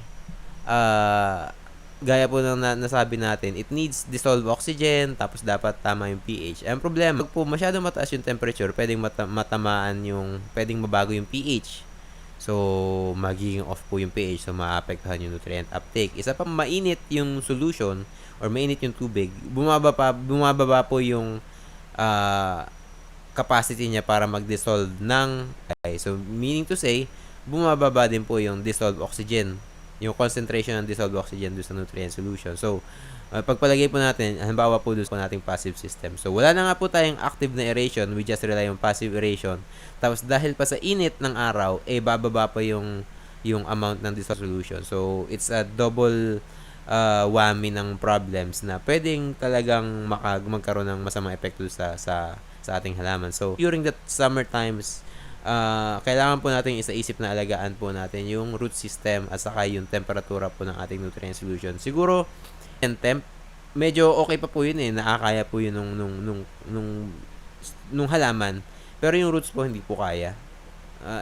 Lalo pag hydroponics po kasi, yun nga po, kailangan natin kontrolin yung temperatura. How do we control it? Use insulation, use shade net, or i-modify po natin yung system natin in order to mitigate yung epekto po ng heat do sa roots ng ating halaman. So, ito po, dalawang klase po dito yung effects po ng temperatura. Sa roots, yun nga po, respiration, kasi nga po, nababa po yung DO. At kung mababa yung DO, the roots can apektuhan po yung nutrient uptake. So, epekto po dun sa shoot. Yung pong ito po yung mga problema kapag masyado mainit. Low fruit production, masyado pong mainit. So, sa halip po na yung effort ng halaman ay dun sa pag-produce, napapunta po para yung effort nila ay napapunta po para problemahin yung kung ano yung gagawin nila sa sobrang init. Parang ganun po yung nangyayari dyan. Bolting. Mga crops, naghihintay po yan ng signal usually. Yung sa mga seasonal crops, halimbawa, kapag po naramdaman nila na masyado ng mainit, nag-start na po silang mag-bolt. Yung pong bolting, yung po yung normal na development po yan ng plant na pag nag-bolt po sila, ibig sabihin nagpe-prepare po silang mag-pour at nagpe-prepare po silang produce ng fruits, and with fruits comes yung seeds. So yun po yun. Yung may dalawang stages po kasi. In some plants, dalawang stages po yung kanilang life cycle. Yung merong vegetative na stage kung saan nagpapalaki lang sila, and then yung flowering or reproductive stage na nag-iiba na po yung inaatupag nila. Sa halip na paglaki, ang inaatupag na po ng halaman ay pagre-reproduce. So, normally po, halimbawa sa lettuce, makakain mo lang andun sila sa vegetative part. Pero kapag nandun na siya sa flowering or reproductive na part ng kanilang life cycle, hindi nyo na po makakain yan, mapait na po. So, yung masyado mainit, yung onset po ng bolting, mas maaga po nangyayari. Lack of curd or head, yan po, sa mga head-bearing, yung mga rus, mga repolyo, kaya yung mga iceberg lettuce, kapag po masyado mainit, yung sa pa po broccoli, pag po masyado mainit, hindi po yan magpo-produce ng heading or yung pagkasunog. Bitterness, yung bitterness po, usually po, kakibat po yan ng bolting. Nag-iiba po yung metabolites nung halaman. Nagpo-produce po sila ng mapapait na compound. So, yan po yung mga epekto ng temperatura. Ayun po, ito po yung general rule of thumb. Kapag komportable po, edi yung pong halaman, okay din. So, halimbawa, pumasok po kayo sa greenhouse, tapos naramdaman nyo na hindi po kayo makatagal sa sobrang init, isipin nyo na rin po yung halaman nyo. Baka hindi rin po nila nagugustuhan yung environment. Ano po? Yan, Snap Hydroponics. Okay pa po ba? Itutuloy pa po ba natin? May natutunan po ba kayo? Check po muna yung comment section. Ano po? Please stand by.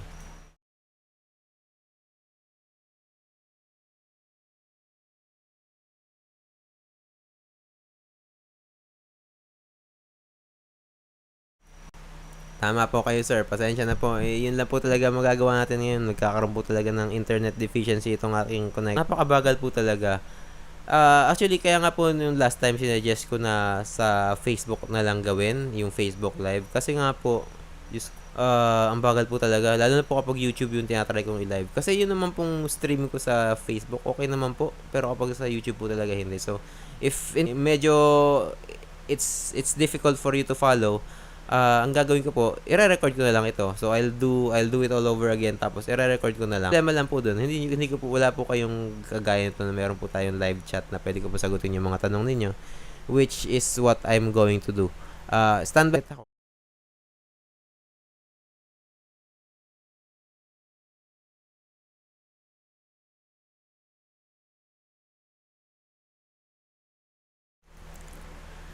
Okay, sige. Good evening po sa inyo. Shoutout po sa inyo lahat. Pasensya na po, hindi ko po kasi alam yung how it works. Yung pag-shoutout. Hindi rin po kasi ako masyadong ingrained sa YouTube culture, kumbaga. So, ito po. Basahin ko na po yung ilang mga comments. Pasensya na po, ang pangit po ng display kasi sa browser ko po kasi ginagamit yung aking show. Tapos at the same time, hindi po maayos yung ayaw ko naman pong galawin, baka po sige po, I'm just playing it safe. So, sa susunod po pa natin. Sir Marco, nakatry na po ba kayo ng cauliflower sa hydroponics ang grow box? Not niya. Hindi po kaya nag-etiolate po siya. Hindi pa po ako nakatry ng cauliflower, pero yung po mga kamag-anak niya, nakatry na po ako. Broccoli po, pareho po silang cruciferous eh. So halos pareho lang po ng growth pattern niyan. Nag-try po ako ng broccoli dahil po mainit yung panahon dito sa amin, hindi po nabuo yung head. So yung pong cauliflower, ano po kaya sinasabi natin pataas na yung puno niya? Hindi po kaya nag-bolt siya or nag-etiolate? Alam ko po hindi dapat nagbo-bolt itong cauliflower kasi head forming po siya, di po ba? Hindi ko po masasabi. Hindi ko po talaga natatry yung cauliflower. So pag nasubukan po natin, masasagot ko po yung tanong ninyo. Pasensya na po, sir. Next, available lang sa amin ng coco lumber. Kahit ni-sterilize ko na. Teka lang po ha.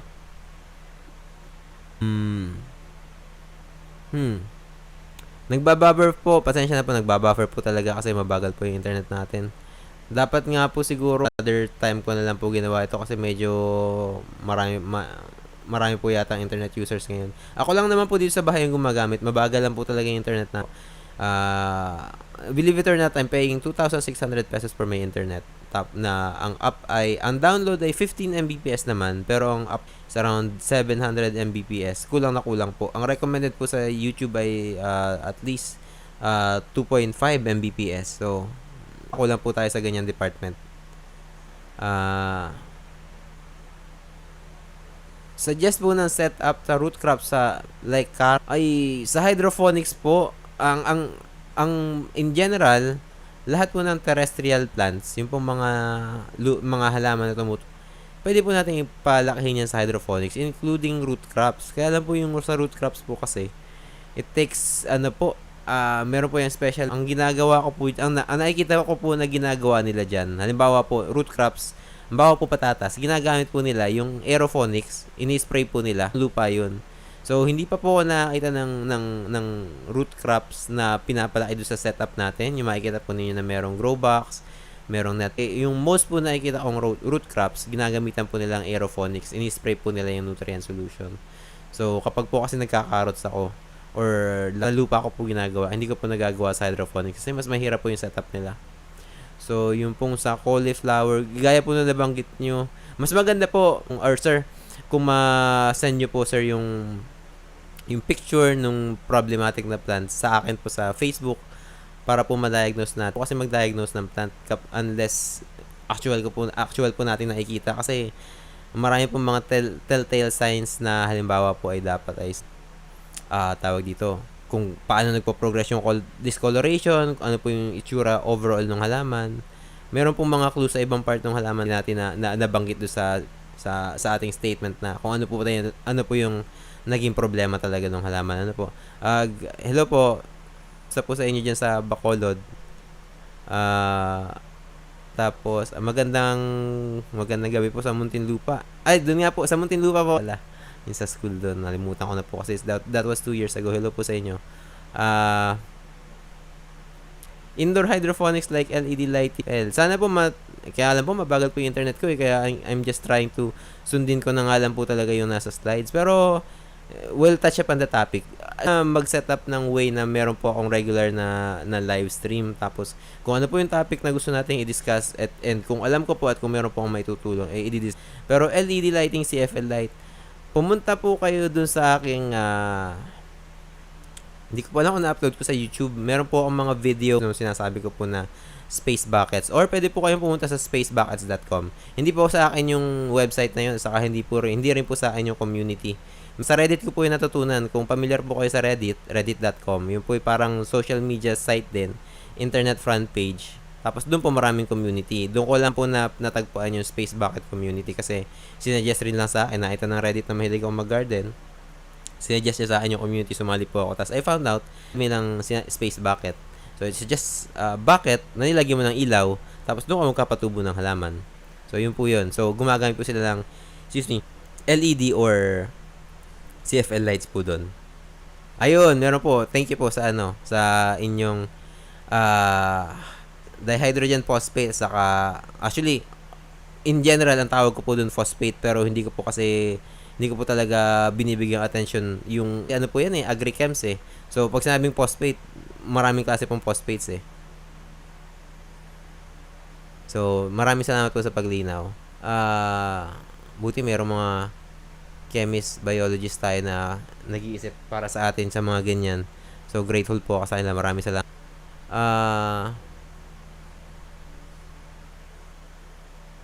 Yung pong shade, nanlalampot po yung mga lettuce ko sa araw. Ayun po, kung diniscuss ko kanina, kung nanlalanta po sila na yung talagang bagsak na bagsak, i-check po ninyo yung nutrient solution pag hinawakan nyo pa mainit.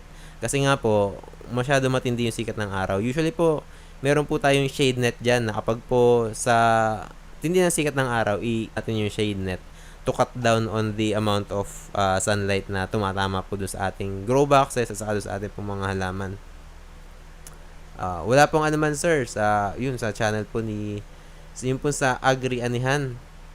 Opo, yan pong nakasubscribe po ako yan. Maganda po yung mga video niya. Tapos hello po sir. Oo nga po, aminado po ako internet deficiency po internet dito sa amin. And I'm willing to pay for more. Kaya lang wala po talaga silang mai-provide sa akin na linya. Kasi nga po, let me tell you a story. Sa amin, sa Gumaa, Quezon, marami na po dito yung mga bayan po na nasa paligid namin. Meron na po silang fiber line. Matagal na po sila naka-fiber doon sa DT. So matagal na po yun. Unfortunately, dito po sa amin, natagalan kasi meron pong nangyayaring, alam niyo naman po, mahaba po yung bureau. Hindi po nabigyan agad ng permit na mag-provide ng linya yung PLDT dito sa amin kasi meron pong nabibinbin na kasi parating na po si Converge. So, ngayon nakakabit na po si Converge, saka pa lang po papasok sa PLDT. Tapos, naabutan po tayo ng ating health situation. Natuloy yung mga yan. So, kailangan po nating pagtiisan itong napakabagal kong internet for which I'm paying napakalaking halaga po. So, it's a disappointing po akong choice. Yan po. It is what it is. Kailangan po natin pagtiisan. Oo nga po. Sana nga po talaga marami. Just to give you an update, ano po ba yung nangyayari? Ang Snap Nutrient Solution po, di po ba yan po ay binibili at ginagawa sa UPL. So, it's a research institution. Nung nagkaroon po tayo ng quarantine, palagi they are still considered as essential kasi research institution po yan eh. Pero at the same time, they're trying to protect themselves. So, skeletal workforce po, I'm pretty sure kung ano man po yung production ng Snap, I think that would grind down to a halt kasi hindi po makakapasok wala pong magsusupervise noon saka si na Doc Weng. Di po ba? Yan po ay vulnerable po doon sa ating nangyayari sa ating paligid. So, hindi po nila nagagawa yan and I'm pretty sure limited po yung So, hindi po natin sure kung sufficient yung production nila ng Snap Nutrient Solution. Pangalawa po, restricted po yung travel. So, yung pong ating mga reseller, hindi po nakakabili or nakakapag-replenish ng stocks. So, obviously, ang mangyayari po niyan, out of stock na po yung sa ating resellers. So, and wala pa pong kasiguraduhan na after po ba malif itong quarantine ay magkakaroon po ng sufficient sa supply. So, isa pa po, wala training. Kaya nga po ginagawa natin to na tinuturo ko na po sa inyo. Para po, kapag po dumating yung time na makakabili na po kayo ng nutrient solution, pwede nyo po subukan at kayo alam nyo na po the magic behind it, alam nyo na po yung basics. Tapos, you can just go ahead and try it to yourself. Tapos, if you're willing to go for as a business, then you can go for it. Madali lang po talaga, wag po kayo matatakot. Meron po akong mga nakilala na parang ang nangyari po sa kanya, ang kwento niya po sa akin, meron po siyang pakala ng farm na yung normal na farm, hindi po nagana kasi marami po naging problema. So, she found out Snap do sa group. Tapos, she tried it herself. Aminado siya na hindi talaga siya marunong maghalaman. And then, they're surprised na napagana nila, na napatubo nila. So, it turns out, parang mas sa relative niya na nag-try mag-start ng farm.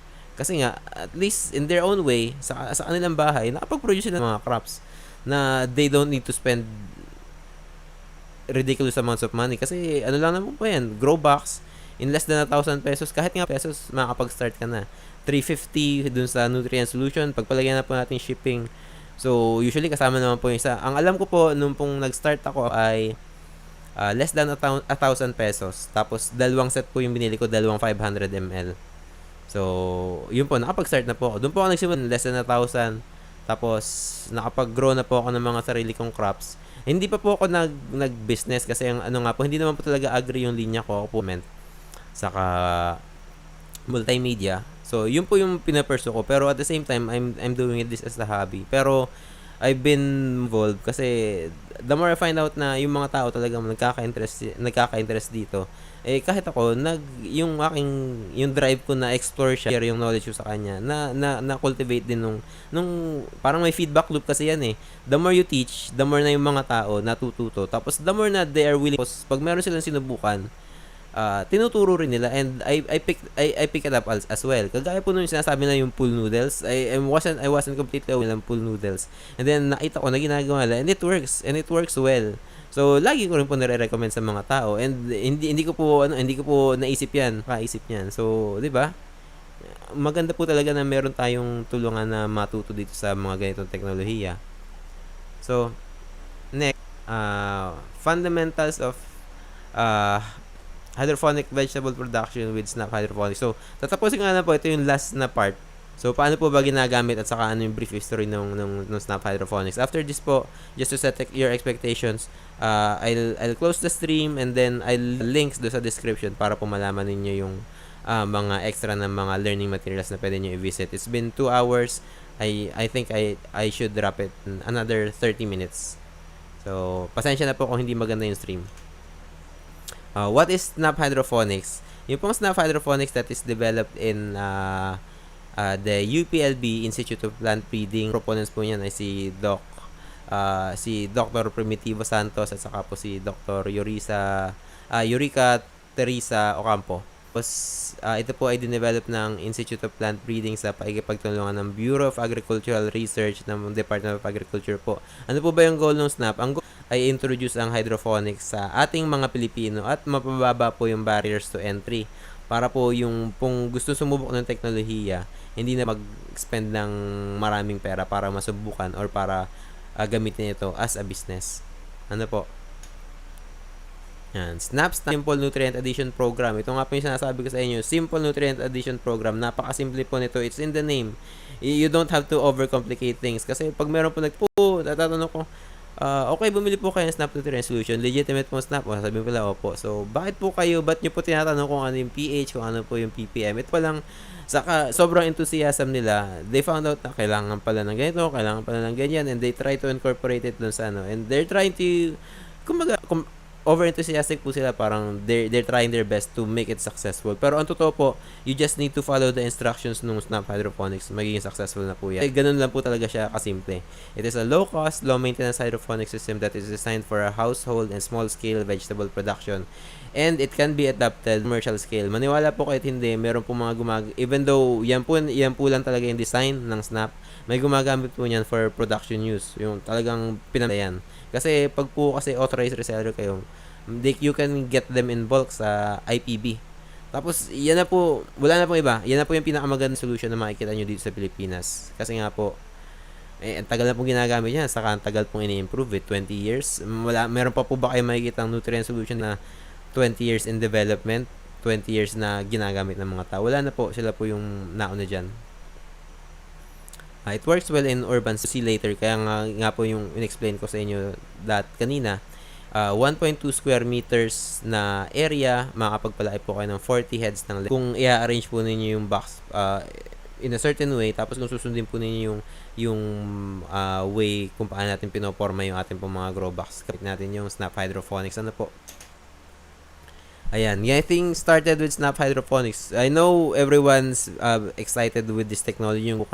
I can understand. Pero kailangan po tandaan, kailangan po natin ng suitable na location para po dito. Hindi po pwedeng bibili muna tayo tapos saka natin ilalagay. Kasi kailangan po nito ng sapat na sikat ng araw at saka protection from rain. Ano po? Sikat ng araw kasi kailangan natin ng kailangan po ng halaman natin ng sikat ng araw, yun po yung pagkain nila. Now, protection from rain, kasi nga po, madagdagan ng tubig yung ating grow boxes. Ano po? Halimbawa po, kung naulanan po yan, imagine po natin mangyayari. Kung maulanan po yan, tubig yung ating nutrient solution. Tapos tatabang po yun. Kung talagang matagal at marami yung ulan na pumapasok dyan, darating po yung point na mapapalitan na ng pure water yung ating nutrient solution, natapon lang, nasayang lang. So, hindi po siya gagana. Ano po? So, if you can find a place, kagaya po nitong sa akin, nakita niyo po, ito po yung east-facing side ng aking halaman. Tapos ito po this is in the morning. So, natatamaan po siya ng sikat ng araw from around 7 a.m. around 11 a.m. po. Tapos, the rest of the day, filtered light na lang po kasi nandun na po sa katanghalian, nakatutok po sa bubong namin yung tapos napoprotektahan po siya ng awning, and then it will travel westward, tapos doon po siya lulubog, di po ba? So the rest of the day, lilim na po din. I've had a number of crops grown here. Ito po ay pechay, mustasa, kamatis, cucumber. Maliit po yan. Ito po yung pangalawa kong set. Nung nag-start po ako, nung una ko pong setup, I have 2 grow boxes, tapos andito lang sa sahig. Tapos I decided na maganda po pala talaga tong hobby na to. Pinalaki ko na, tapos nagdagdag na ako ng cucumber.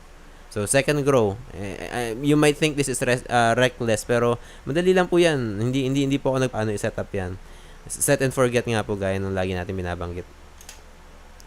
Materials needed, how to set it up: establish seedlings, grow bags, 10 liters of Snap Hydroponics working solutions. Well-established seedlings. Kung yung pong last na upload ko dito sa channel na Hydroponic Growers, Snap Hydroponics Growers, I uploaded a video about sowing seeds. It's about an hour long. Lahat po ng tips na kailangan nyo malaman kung paano magpatubo ng mga buto, makikita nyo po doon. So, covered na po tayo doon. Grow boxes. Meron din po akong video na nagko-cover nyan in detail. So, ililink ko na lang. Seedling plugs, meron na rin po yan. I suggest tingnan po ninyo yung gabay sa paggamit ng Snap Hydroponics, which is a playlist that will to set up Snap Hydroponics from mula sa binhi hanggang sa post-harvest. Maaani na po ninyo, tapos ano po yung gagawing material na natitira. Yun po, kompleto na po yun. So, hindi na po kailangan. I'm pretty certain na isa yan sa pinaka-comprehensive na tutorials about Snap Hydroponics na makikita po ninyo sa YouTube. So, 10 liters of Snap Hydroponics working solution. Ano po yung 10 liters of Snap Hydroponics working solution? Yung na bottled na nutrients. Ang tawag po dyan ay yan po yung hydroponic nutrient solution po natin. Ano po? Kaya nga po nakasulat doon sa label, Snap Nutrient Solution for, yung po nakasulat doon sa label. Ano po? So, ano po yung working solution? Yung pong working solution, yung po yung diluted na hydroponics solution. Diluted po kasi nga po, hinahalo natin yan sa tubig. So, you take 10 liters of water, and you add 25 ml of Snap A, haluin A, tapos 25 ml Snap B, haluin po natin mabuti. Importante po na meron po tayong mix well or yung paghahalo ng mabuti. Kailangan po fully diluted yung ating mixture bago po natin ilagay yung kasunod na part. Huwag niyo pong pagsasabayin. So, may importante po may dilution. So, ang ano po niyan, pwede pong mauna kahit alin. Ano po, doon sa Snappy or Snappy, kahit alin po yung mauna. Tapos, make sure na meron siyang dilution. Kapag pinagsabay po ninyo, magre-react po sila sa isa't isa. at mawawalan po ng bisa yung nutrient solution. Yan po yung dahilan kung ba't magkahiwalay yung bote. Kasi meron po yung mga mineral nutrient content po yung SNAP A, tapos may mineral content yung SNAP B. Tapos kapag po pinagsama nyo po sila at high concentrations, magre-react po sila with each other and magpo-form po siya ng precipitate. Meaning to say, sa halip na nandun sa solution yung inyong nutrients ay napupunta po doon sa precipitates. So, sinumit ng halaman. Ano po? Ibang form na po yan. Hindi na po yung magagamit ng halaman. Ano po? So, kailangan po natin tandaan na wag po natin pagsasabayin or wag po natin paghahanap. So, to prepare, ulitin ko lang po, to prepare a working solution, start with 10 liters of clean water, kahit po galing sa well, at chlorinated, add 25 ml SNAP A, mix well, add 25 ml SNAP B, mix well, and you have yourself a SNAP working solution. Maliliit na or mas malaki na volume ng working solution, just make sure na ang ratio po ay for every liter of water, you have 2.5 ml, 0.5 ml SNAP B. So, what will happen kapag po pinaghalo nyo yun? Magkakaroon po ng medyo yellow na tinge yung inyong tubig sa simula, tapos pwede po kapag kinabukasan yung mga namumuong tumindag na precipitates. Normal lang po yun, yung maita po ninyo kapag po nag-prepare po yan ng SNAP working solution. So usually po pag nabili po kayo sa mga authorized ng SNAP, it comes with yung itong ganitong measuring cup, which is a gravy, parang lalagyan ng gravy. Tapos meron rin po yung kasamang printed na user manual. So, yung included na measuring cup, huwag nyo pong pupunuin kapag kasi pinuno ninyo po, yun po ay 35 ml. So, to get 20 pong ilagay nyo dun sa tamang linya, dito po sa linya na to, just before yung kanyang yung uppermost na labi. So, dun po 25 ml. Kapag po pinuno po ninyo po yan. Next. So, demo follows. Actually, wala pong demo. It's the end of the slide and it's the end of our short webinar. Kung magtatanim tayo. Pero lahat naman po ng mga sinabi ko lahat po ng demo na kung paano natin gawin, makikita niyo naman po doon sa aking channel. So, sana po naging kapaki-pakinabang yung video. Unfortunately, ako po ay humihingi ng paumanhin kung naging pangit po yung stream kasi nga po, yan po yung limitations ng aking internet. That's why I'm considering, kung gusto po niyo akong panoorin sa Facebook Live, pwede po doon, tetestingin ko rin po kung maganda yung stream quality. Ano po? Pero for now, I think this about wrap it up. So, galagyan ko po yung ng mga links, yung mga video description. Please check it from time to time.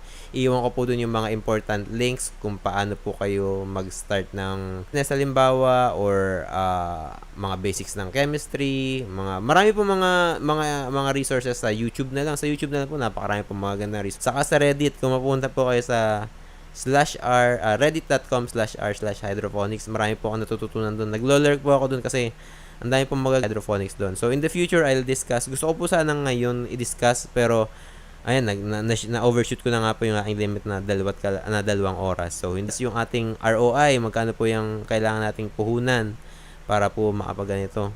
So, abangin nyo lang po sa susunod. Hopefully, I can make a better video. Hope make this better.